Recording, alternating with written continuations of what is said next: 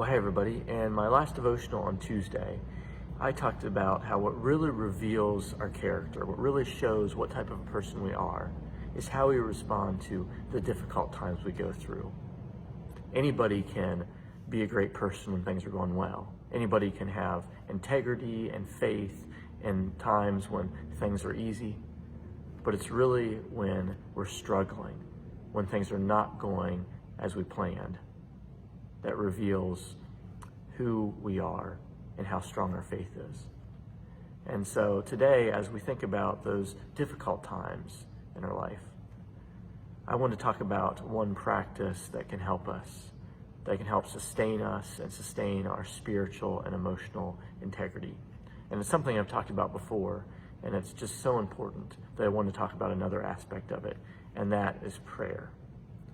And of course, not all of us probably have a really active prayer life. Many of us probably wouldn't say our prayer life is as strong as we'd like it to be. Perhaps we don't even pray every single day. And that's fine. What matters is that we're striving to take our requests before God and to talk to Him about what we're going through. Because sometimes there's no other place we can turn, no other person that we can really confide in, we feel like, except for God. It's the only place we can go. And so it's important that we take the time to express our emotions and express our pain, our struggles, express all of our feelings to God. So prayer is a really important part of our spiritual lives, especially when we're going through difficult seasons. And I wanted to quote a line from a book on this topic. It's called Running on Empty, Refilling Your Spirit at the Low Points of Your Life by Jill Briscoe. So you can see the cover here. And she here is talking about the importance of prayer during these low points of our lives. And she says this: God is the giver of life. We must believe this. Otherwise, prayer would have no meaning at all. What is your prayer? Do you need life for a dying marriage, a dying child, a dying church, a dying faith? The Lord brings death and makes alive, Hannah sang in 1 Samuel 2:6. If we don't believe that God is the giver of life, then there is little hope that those we minister to will believe it either. And so that is really my question for you today. When you do pray, when you do go before God with your requests, do you actually trust that God is going to answer your prayers?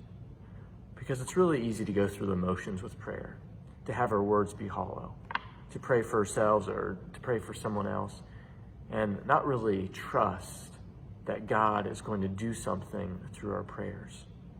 But that's really where it starts.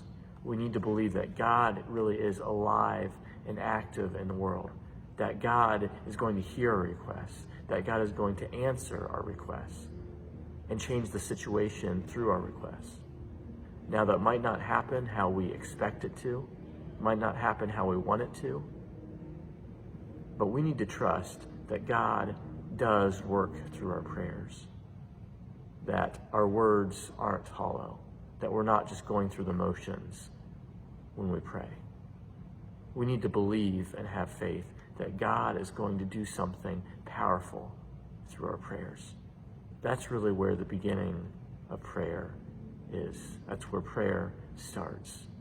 It is having a deep trust in God, that God is actually going to work on our behalf. So remember that when you pray. Remember and check yourself. Are you really trusting that God is going to do something through your prayer? Or are you just going through the motions when you pray? I invite you to trust in that, to trust in God's provision, God's guidance, God's goodness when you pray. Trust in that. God bless you, and I'll talk to you soon.